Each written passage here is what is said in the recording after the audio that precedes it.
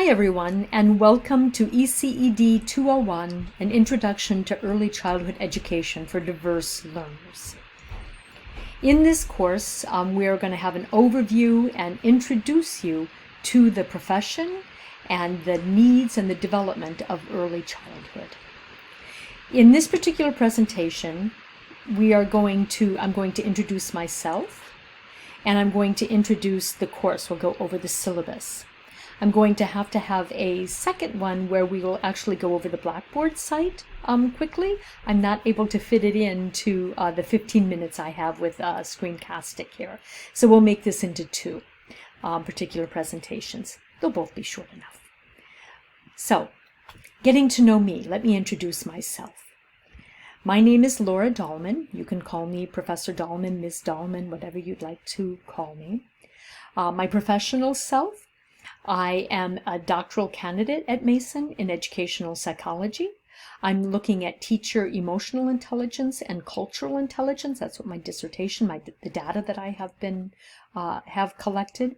And I'm looking at how those variables affect teacher-student relationships and classroom climate in working with diverse groups of students. I also received my teacher certification at Mason through FastTrain. I have a Master of Divinity from Yale University, and I have a Bachelor of Arts in Psychology and Economics from Augustana College in Illinois. I'm from the Midwest. Professionally, I have been an early educator, a pre-K teacher in early elementary school, teacher in Fairfax County and around the world. And before that, I was a lobbyist in Capitol Hill aid and university admissions. But the bulk of my career has been in education. As a university teacher, instructor, I've been a graduate instructor of the COM 101 course. Maybe you've taken that already. It's one of the general ed requirements there at Mason. Been a graduate instructor for the early childhood course 4/501 for a couple of years. And I was also a graduate course assistant for the Transformative Teaching Master's Program. In addition to my research work on teacher emotional and cultural intelligences, some colleagues of mine and I also wrote a book on anti-racist teacher professional development. So growing teachers to be sensitive to the needs of all students has something that has been a priority of mine in my work as a teacher first and now as a researcher and instructor at the university. My personal self, you'll always find me holding a good cup of tea. This happens to be a cup of green tea right now. I have lived most of my adult life overseas, former Soviet Georgia, Haiti, Belgium, Russia, Jordan, and France. And I'm currently living in Amman, Jordan. Actually, at this particular moment, I'm still in the States, but I will be returning to Amman in just a week or so. And when I do, just be warned, my schedule will be 7 hours ahead of yours here at Mason. So we'll still be communicating via the internet anyway, but just so that you are aware. My husband and I have 4 now grown children, 2 dogs, and 4 cats. 2 of the cats live in Amman and 2 in Nova.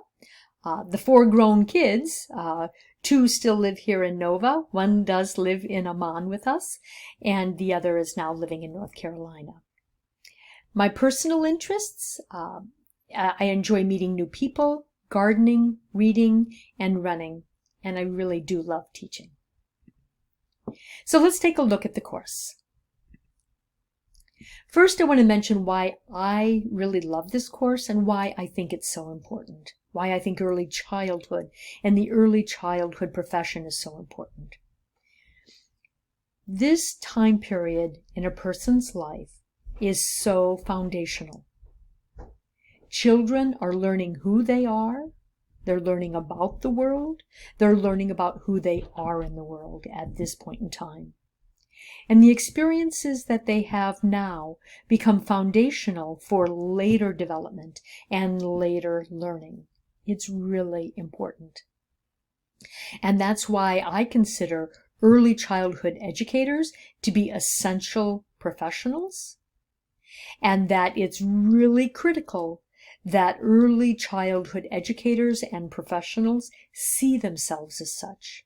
that they provide the care, the knowledgeable, responsive, sensitive care to all children, because I think it's going to make a difference, certainly for the children that you interact with, certainly their families as well.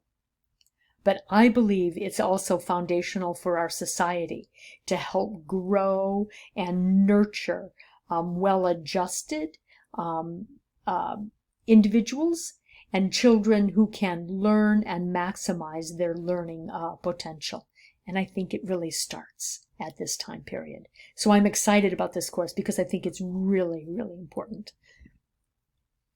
So a lot of this now coming up is actually taken from the syllabus, describe the course. We're going to look at the different theories of development and learning in the early childhood contexts.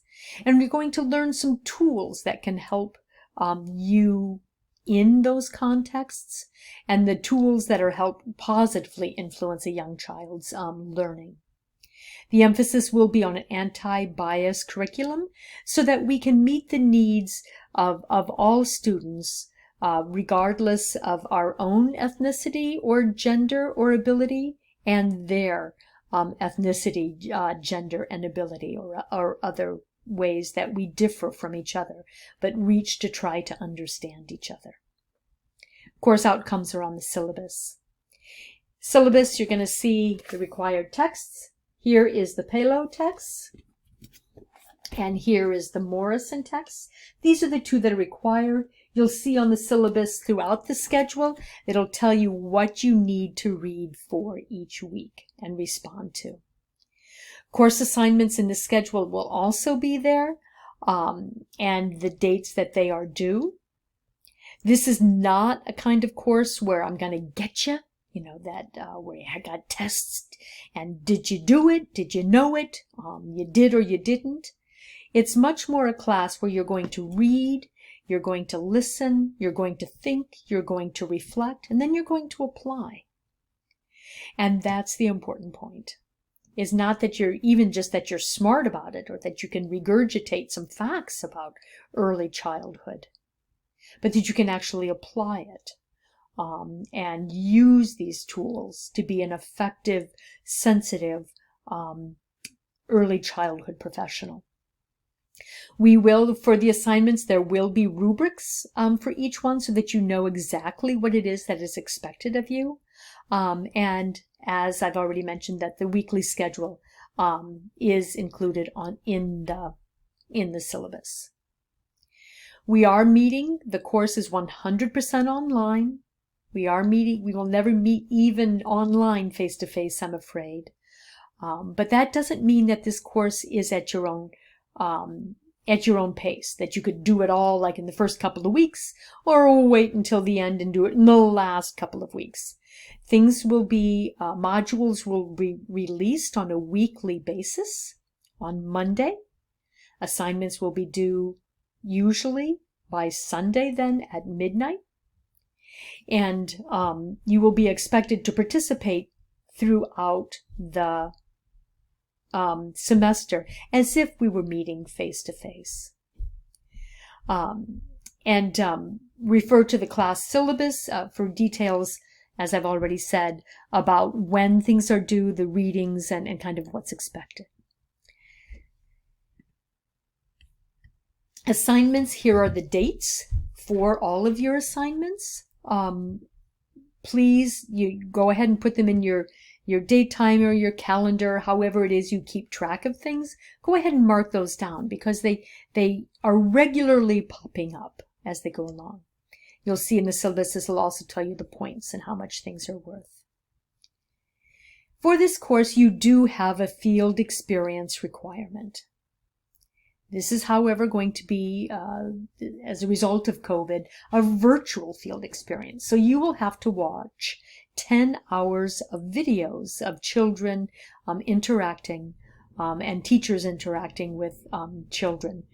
And you will have to apply what it is that you've learned through your readings and the course to your observations. There is, again, You'll be supported through all of this. We'll talk more about it as the time comes. But there's a template to record in your journal about your field experience. And then there's also a field experience verification form that you'll find. And as I've already said, you'll be expected to connect what you're learning to what you observe there.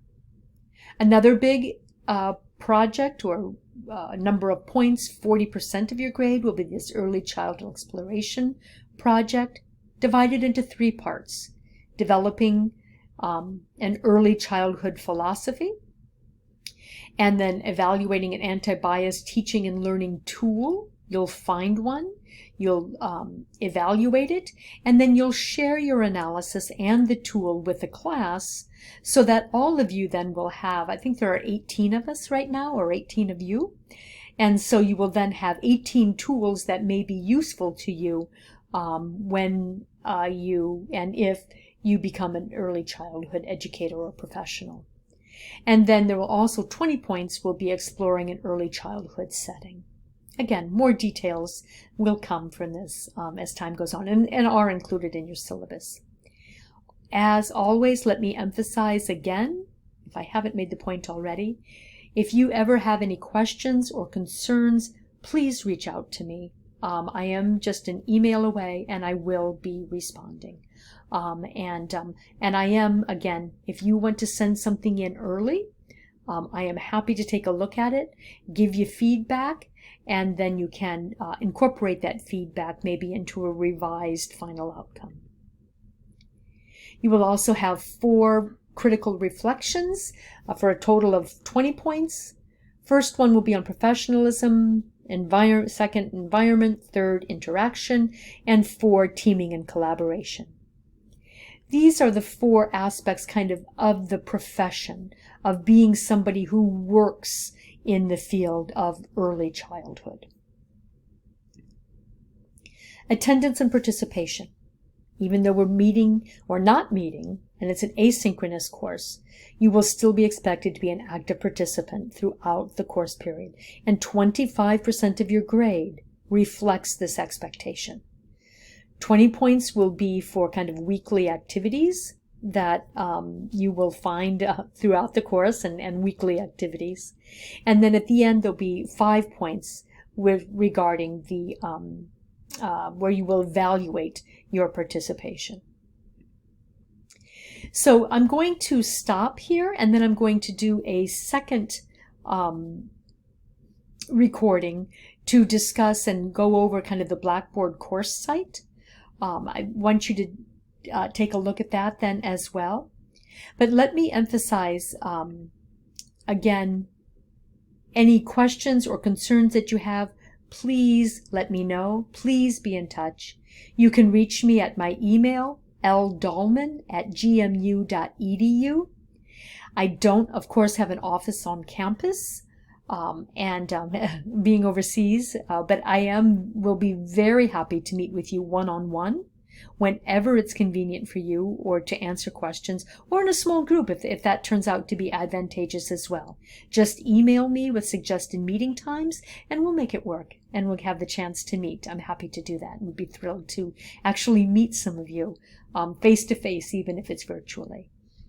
So let me wrap it up for right now, and then I'm going to record a second one regarding the Blackboard site, and then there'll be a third recording that will actually introduce the content material. So see you soon. I'm excited about it. I'm excited to working with you, and more later. Take care.